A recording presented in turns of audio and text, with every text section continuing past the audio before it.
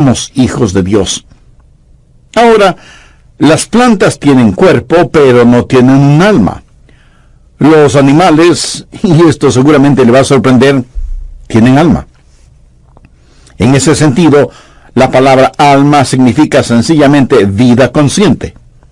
En el Génesis se habla de criaturas vivas que tienen nefesh, o sea, alma.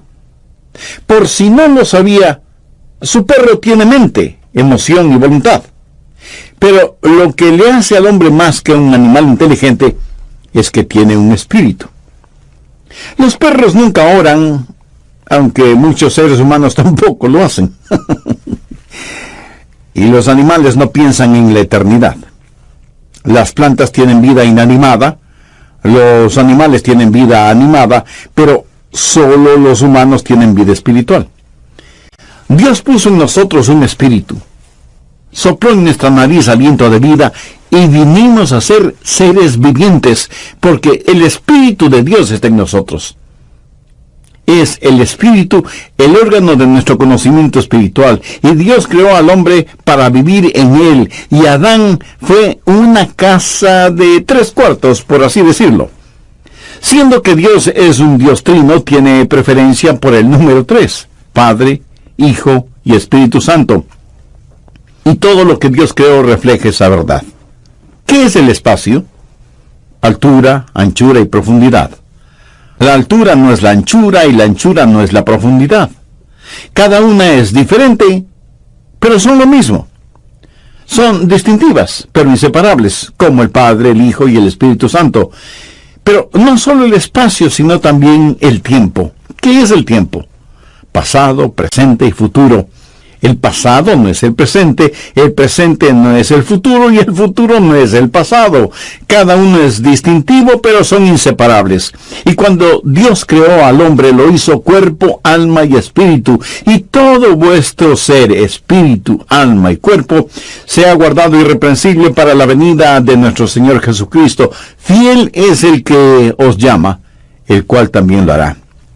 Cuando Adán salió de la línea de ensamblaje celestial, iba a ser una residencia real. Dios iba a vivir en el espíritu de Adán.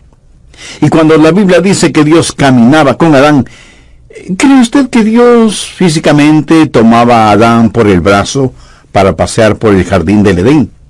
Puede ser que sí. Puede ser que no. Dios tiene poder para hacer lo que quiera hacer. Yo creo que Dios no estaba en el exterior, sino en el interior de Adán. Adán fue la casa primaria de Dios. Ahora quiero que anote las siguientes palabras, porque este estudio bíblico se desarrolla alrededor de esas palabras: diseño, deshonra, desolación y destrucción. En primer lugar, Dios creó a Adán, y Adán fue una casa de 3 cuartos. El cuarto más interior, el espíritu, es donde Dios moraba con Adán. Dios diseñó esta casa de 3 cuartos como su casa primaria. Pero no solo fue una casa diseñada, sino que en segundo lugar se volvió una casa deshonrada cuando Adán pecó contra Dios. En Génesis 3:6 leemos: y vio la mujer que el árbol era bueno para comer y que era agradable a los ojos, y árbol codiciable para alcanzar la sabiduría. Y tomó de su fruto y comió, y dio también a su marido, el cual comió así como ella. Eso sencillamente quiere decir que pecaron, transgredieron la ley de Dios, porque cualquier pecado es transgresión de la ley divina. Desobedecieron a Dios. Y esta hermosa casa que Dios hizo fue contaminada, deshonrada, ensuciada y quedó desolada porque Dios salió de esa casa. Génesis 3:19 dice: con el sudor de tu rostro comerás el pan hasta que vuelvas a la tierra, porque de ella fuiste tomado, pues polvo eres, y al polvo volverás. Cuando Adán pecó, Dios salió de la casa, y ahora Adán espiritualmente está sin Dios, pero su alma y su cuerpo están vivos. Adán es ahora una casa desolada, sin Dios. Y en vez de centrarse en Dios, se centra en sí mismo, y en vez de que el espíritu tenga dominio sobre el alma tiene dominio sobre la mente, las emociones y la voluntad. Así que la casa diseñada fue deshonrada y quedó desolada, y será finalmente destruida, pues polvo eres, y al polvo volverás. ¿Cómo murió Adán? Dios había advertido a Adán y a Eva que si comían del árbol prohibido, morirían. Cuando usted lee la Biblia, descubre que Adán vivió 900 años y tuvo hijos. Pero Dios no había dicho que morirían si comían del fruto prohibido. Entonces, ¿murió o no murió? Déjeme decirle cómo murió Adán. Murió inmediatamente en su espíritu, murió progresivamente en su alma y murió definitivamente en su cuerpo. Esto es muy importante y quiero que se lo grabe muy bien en su memoria. Ahora, ¿qué significa el estar perdido? ¿Están perdidos solo los ladrones, los violadores, los asesinos, los drogadictos, los depravados sexuales? No. Estar perdido es estar sin Dios. ¿Cuánto se necesita pecar para estar sin Dios? La mitad de un pecado, ni siquiera un pecado entero. Dios jamás vivirá en una casa sucia. Dios ya no permaneció en Adán, que fue su residencia real y primaria. El instante que Adán pecó, inmediatamente murió en su espíritu. Leemos en 1 de Juan 5:12, el que tiene al Hijo tiene la vida, el que no tiene al Hijo de Dios no tiene la vida. Muchos de quienes me escuchan este mismo momento, aunque sientan latir su corazón y sepan que sus mentes están lúcidas, si no tienen a Cristo, están muertos. Y hay millones de muertos vivientes en el mundo. Y usted, aunque no se haya dado cuenta, probablemente está rodeado de gente que vive, pero en realidad está muerta. O a lo mejor usted mismo es una de esas personas. Adán murió inmediatamente en su espíritu y progresivamente en su alma. Ahora, ¿qué es el alma? La mente, la emoción y la voluntad. Su mente, que debía estar centrada en Dios, se volvió un jardín de malezas. Temores y neurosis y desengaños y dolores llenaron su corazón, su mente, su alma. Murió progresivamente en su alma. Y finalmente su cuerpo murió. Pero la semilla de la muerte ya estuvo en él el momento que pecó. Muchos durante la época de Navidad compramos lo que llamamos un árbol natural o vivo. Mi amigo, ese árbol ya nada tiene de vivo o de natural, porque murió el momento que lo cortaron. Y si está muerto, ya no es natural, porque carece de vida. Puede parecer que tiene vida, pero solo espere unos días y ese árbol dará evidencias no de tener vida, sino de estar absorbido por la muerte. Hay personas que van a las iglesias bien decoraditas, lucen atractivas y frescas, pero están separadas de la vida de Dios. Solo hay que darles tiempo y su separación de Dios, su muerte espiritual, se hará evidente. Sin Dios morimos inmediatamente en nuestro espíritu. Morimos progresivamente en nuestra alma y final y definitivamente morimos en nuestro cuerpo. Nuestro cuerpo, lenta pero inexorablemente, está descendiendo hacia la tumba. Una casa diseñada, deshonrada y desolada. Dios salió de esa casa destruida y que fue la casa primaria de Dios y se llamó Adán. La segunda casa a la cual Dios habitó fue un templo. En el Antiguo Testamento, Dios construyó un templo para su pueblo. Un tabernáculo, que fue una enorme carpa. Más tarde se edificaría una estructura sólida, pero la idea y principio es el mismo. Ya se hable del tabernáculo o del templo. Y por poco que usted sepa del tabernáculo o del templo, sabe que había 3 divisiones básicas o 3 cuartos. El patio exterior, el lugar para los sacrificios, el patio interior o lugar santo, donde la gente se reunía para tener comunión, y el lugar santísimo, en donde estaba la Shekinah, la gloria de Dios. ¿Qué era el templo? No fue nada más que un modelo gigantesco, fue una lección objetiva de lo que es el cuerpo humano. En el patio exterior estaba el altar de bronce. Debemos presentar nuestros cuerpos como sacrificios vivos. El patio interior era el lugar en donde la gente adoraba y tenían comunión unos con otros, como cuando estamos en una iglesia, y representa el alma. Comunión a nivel del alma. Pero el lugar santísimo, el lugar más íntimo, representa el espíritu humano. Esta casa es diseño de Dios. Dios usó el templo para enseñar lecciones colosales que no debemos ignorarlas. En primer lugar, una casa es diseñada, un templo de 3 habitaciones, y Dios dijo, hacedlo de acuerdo al diseño que te he dado, porque es una lección. Una casa diseñada, una casa deshonrada. En Mateo 21:12, note lo que Jesús dijo acerca del templo, y les dijo, escrito está, mi casa, casa de oración será llamada, mas vosotros la habéis hecho cueva de ladrones. Una casa diseñada, una casa deshonrada y una casa desolada. Dios no vivirá en una casa sucia. Mateo 23:38 dice, he aquí, vuestra casa os es dejada desierta. Ahora, por favor, note lo siguiente. Ya no la llama la casa de mi padre o mi casa. Ahora es vuestra casa. Lo extraño es que después de que ellos habían convertido el templo en una cueva de ladrones, continuaban adorando en el templo. Pero Dios estaba a años luz de distancia de ese lugar.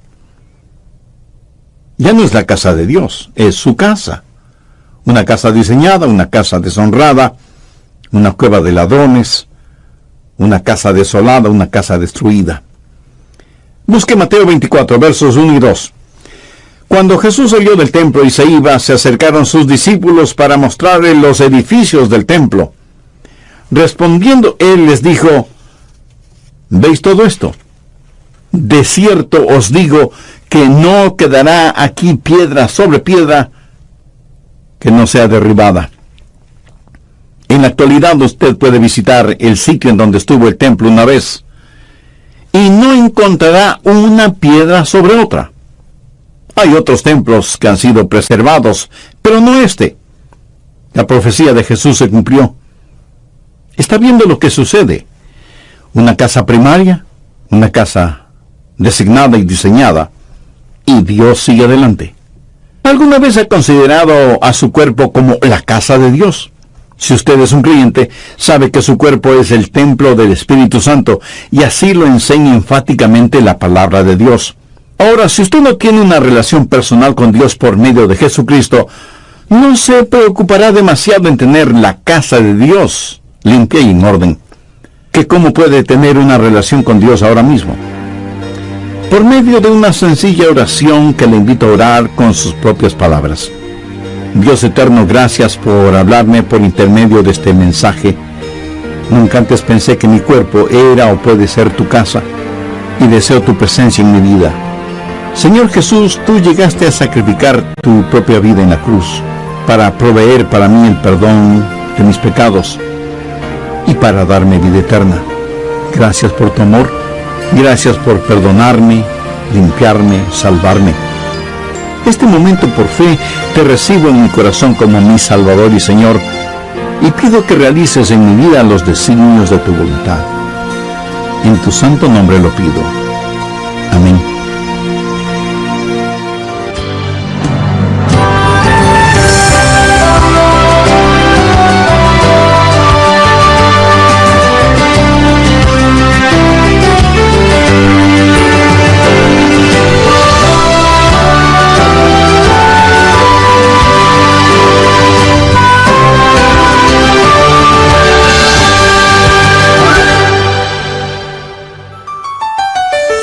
Para usted, ¿qué es la salvación? Oiga lo que nos dice al respecto el Dr. Adrián Rogers. Salvación no es sacar al hombre de la tierra y llevarlo al cielo. Esa es la idea que la mayoría de las personas tiene. Por eso preguntan, ¿no quiere ser salvo para irse al cielo?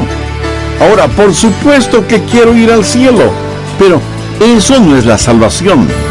Eso es solo un subproducto de la salvación. Así que repito, la salvación no es sacar al hombre de la tierra y llevarlo al cielo. Salvación es que Dios salga del cielo y entre en el hombre. Ser salvo es tener a Dios en su corazón, ayudándole a entender que usted es ahora templo del Espíritu Santo. Amigos, gracias por acompañarnos en esta nueva emisión de El Amor que Vale. Mi nombre es Irving Ravelo. Sabe que la mayoría de las personas religiosas quieren ir al cielo, pero no necesariamente cumpliendo con los requisitos de Dios, sino por su propio esfuerzo. Esta es la segunda parte del mensaje Mi Corazón, el Hogar de Dios. Ahora les presentamos a el doctor Adrián Rogers en la voz del pastor Lenín de Llanón. La tercera casa que Dios habitó es lo que llamo la casa perfecta de Dios. ¿Cuál fue esa casa perfecta? El mismo Señor Jesucristo. En Juan capítulo 2, versos del 19 al 21, note lo que Jesús dijo acerca del mismo. Respondió Jesús y les dijo, destruid este templo, y en 3 días lo levantaré.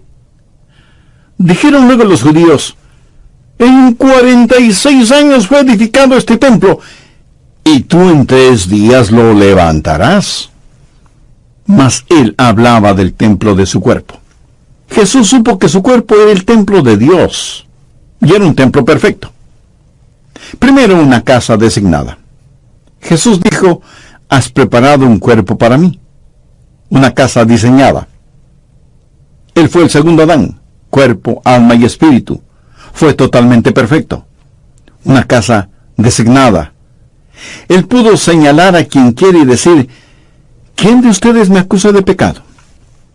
Por eso nació de una virgen para ser perfecto. Él no es el hijo de Adán. En Adán todos mueren. Él vino como lo hizo, nació de una virgen para ser lo que fue, sin pecado. Él fue lo que fue, sin pecado, para hacer lo que hizo, morir por nuestros pecados. Solo un sacrificio perfecto sería aceptable delante de Dios y, sin embargo, esa casa designada fue una casa deshonrada. Y usted pregunta, ¿cómo pudo ser eso posible? Si esa casa era Jesús, ¿fue ese templo deshonrado? Absolutamente. Veamos Isaías 53:6. Todos nosotros nos descarriamos como ovejas, cada cual se apartó por su camino, mas Jehová cargó en él, esto es, en Jesús, el pecado de todos nosotros. Y en 1 de Pedro 2:24 leemos, quien llevó él mismo nuestros pecados en su cuerpo sobre el madero, para que nosotros, estando muertos a los pecados, vivamos a la justicia, y por cuya herida fuisteis sanados. La Biblia también dice que al que no conoció pecado, o sea, Jesús, por nosotros lo hizo pecado. Dios tomó mi pecado, su pecado, nuestro pecado, toda la podredumbre, suciedad y maldad de este mundo, y lo puso sobre el Señor Jesucristo.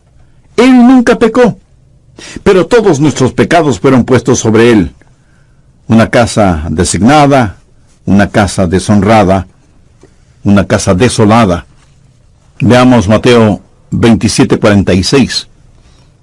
Jesús está clavado en ese invento infernal llamado cruz, y agonizante y sangrante, y dice, Elí, Elí, lama sabactani. Esto es, Dios mío, ¿por qué me has desamparado? Bueno, le diré por qué lo hizo. Dios no puede vivir en una casa sucia. Cuando Jesús estuvo dispuesto a ser nuestro sustituto y cargar con nuestros pecados, todos nuestros pecados, entonces esa casa perfecta fue deshonrada. Y Dios el Padre le dio la espalda a su Hijo porque Dios, que es de ojos puros, no puede contemplar la iniquidad. Y ahí está Jesús clavado en la cruz, llevando los pecados de todo el mundo. Por eso su desgarradora pregunta: Dios mío, ¿por qué me has desamparado? Y si Jesús murió en su lugar, usted debe amarle por lo que él hizo por usted.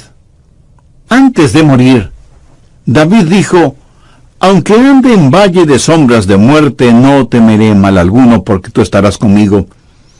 Y Jesús cruzó ese valle completamente solo. Ni siquiera pudo pedir que su padre le acompañara.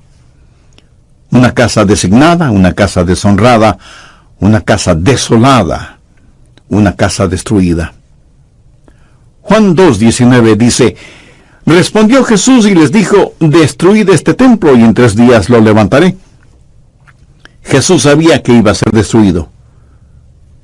¿Y quién iba a destruirlo? Dios el Padre. Y alguien me dirá de inmediato: un momento, pastor, pensé que nosotros crucificamos a Jesús.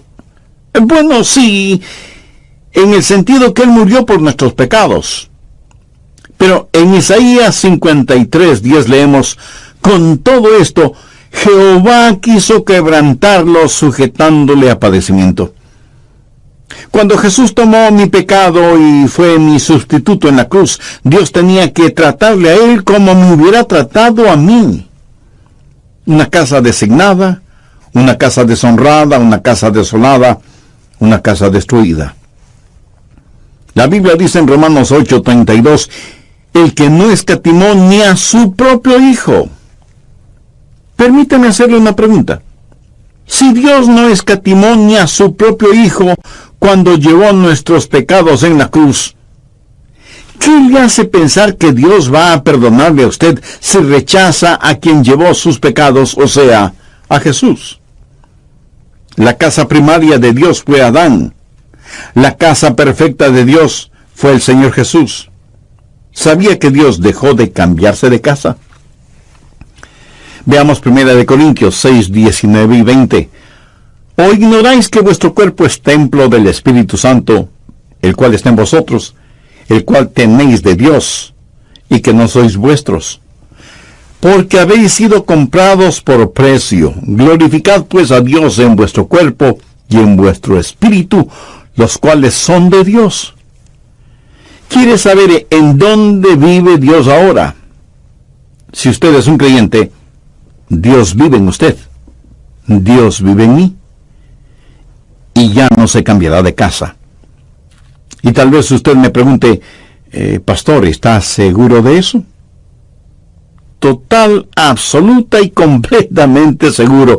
Anote el margen, 2 Corintios 6, 16. ¿Y qué acuerdo hay entre el templo de Dios y los ídolos? Porque vosotros sois el templo del Dios viviente, como Dios dijo: habitaré y andaré entre ellos, y seré su Dios, y ellos serán mi pueblo. Ahora retrocedamos hasta el Evangelio de Juan, capítulo 14 y verso 16. Y yo rogaré al Padre, y os dará otro Consolador, para que esté con vosotros para siempre. ¿Notó la última parte de esa promesa? Para que esté con vosotros. ¿Por cuánto tiempo? Para siempre. Y en Efesios 3:17 leemos: para que habite Cristo por la fe en vuestros corazones. Dios ya no se cambia de casa. Muchas veces cuando vamos a la iglesia, por lo general decimos: vamos a la casa de Dios. Pero eso no es exactamente así, porque la verdad es que estamos llevando la casa de Dios, esto es, nosotros mismos, al templo. Bien, antes de finalizar, saquemos algunas conclusiones o lecciones de todo esto. Primero, la lección concerniente a la salvación. ¿Qué es la salvación? Salvación no es sacar al hombre de la tierra y llevarlo al cielo. Esa es la idea que la mayoría de las personas tiene. Por eso preguntan: ¿no quiere ser salvo para irse al cielo? Ahora, por supuesto que quiere ir al cielo, pero eso no es la salvación. Eso es solo un subproducto de la salvación. Así que repito, salvación no es sacar al hombre de la tierra y llevarlo al cielo. Salvación es que Dios salga del cielo y entre en el hombre. Ser salvo es tener a Dios en su corazón. ayudándole a entender que usted es ahora el templo del Espíritu Santo. Segundo, la lección concerniente a la seguridad. Dios ha dejado de cambiarse de casa. Dios habita en nuestro corazón por fe y Él nunca, nunca, nunca nos dejará ni nos abandonará. Él vino para permanecer con nosotros y en nosotros. Ahora estoy seguro que alguien me preguntará, pero pastor, usted dijo que Dios no vivirá en una casa sucia, y yo francamente en ese aspecto lejos estoy de ser perfecto o limpio. Amigo, su inquietud es honesta y válida. Permítame decirle lo que sucede. Debido al sacrificio en el Calvario, ningún pecado le será imputado a usted. Busque Romanos 4, los versos 7 y 8. Bienaventurados aquellos cuyas iniquidades son perdonadas y cuyos pecados son cubiertos. Bienaventurado el varón a quien el Señor no inculpa de pecado. Si Dios tuviera que poner a un medio pecado en su hoja de vida, Él tendría que cambiarse de casa. Pero no le inculpa a usted de pecado porque ya le perdonó. Entonces, ¿qué sucede si usted vuelve a pecar? Que Dios tendrá que disciplinarle, tendrá que castigarle. ¿Qué es lo que dice Hebreos 12:6? Porque el Señor al que ama disciplina y azota a todo el que recibe por hijo. Algunas personas no creen en la eterna seguridad del creyente. Piensan que usted puede salvarse y perderse, salvarse y perderse. Y si usted cree semejante cosa, se volverá en un neurótico espiritual. Algunos dicen, oh, yo creo en la seguridad y creeré absolutamente en ella cuando llegue al cielo. Otros piensan, cuando súbitamente dé el gran salto hacia el cielo, cerraré las puertas celestiales detrás de mí y diré, vaya, ahora estoy a salvo. Bien, pero espere un minuto. ¿Qué le hace pensar que estará seguro allá arriba si es que no está seguro aquí abajo? Recuerde que ángeles cayeron del cielo. Escúcheme muy atentamente. Seguridad no es un lugar. Seguridad es una persona. Y su nombre es Jesucristo. Tercero, la lección concerniente a la santificación. Ya he dicho que Adán murió inmediatamente en su espíritu, murió progresivamente en su alma y murió definitivamente en su cuerpo. Ahora cuando usted se salva, Dios pone todo esto al revés, porque cuando se salva usted es justificado inmediatamente en su espíritu. La Biblia habla del espíritu del hombre justo, hecho perfecto. Usted es justificado inmediatamente.